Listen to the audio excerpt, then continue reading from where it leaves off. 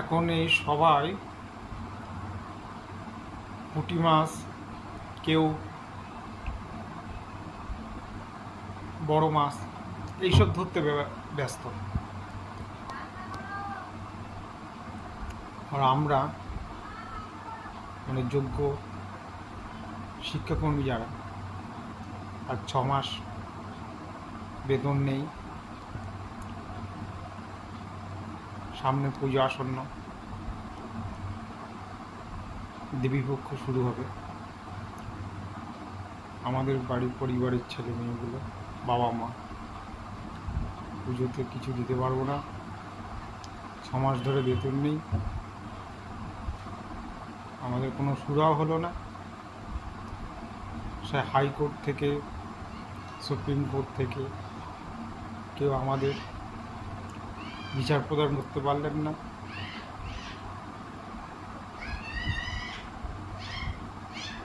খুবই কষ্টের মধ্যে দিনাতিপাত করছি,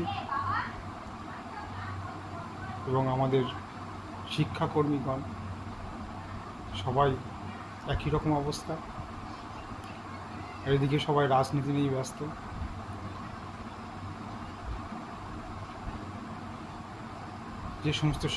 যে সমস্ত অযোগ্য শিক্ষকরা পরীক্ষায় বসতে পারেননি তাদেরকে নিয়ে চিন্তিত,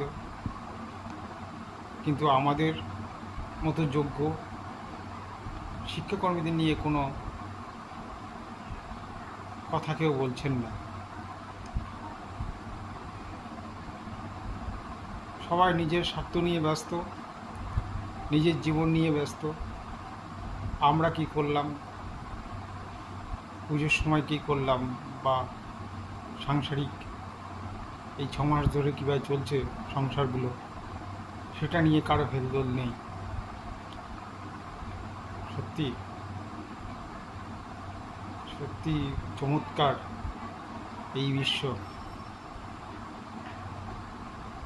আজ 7টা বছর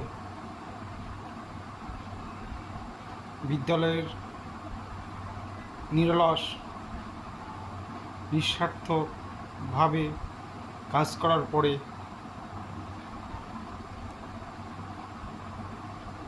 আজ 6 মাস আমাদের বেতন নেই।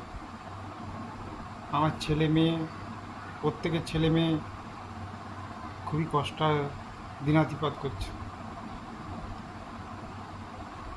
বাড়ির পরিবারের বাবা মা, বৃদ্ধ বাবা মা, তারা অসুস্থ,